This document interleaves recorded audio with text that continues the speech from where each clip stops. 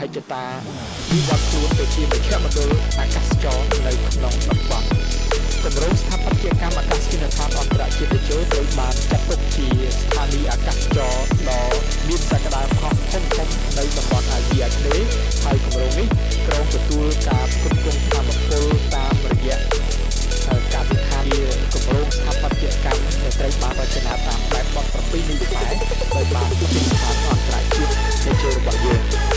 សូមជម្រាបជូនដែរថាប្រទេសបរិមាណនេះមានទម្ងន់9តោននិងមានកម្ពស់9ម៉ែត្រជារូបផ្លេនដើម្បីបង្ហាញពីរចនាបថវប្បធម៌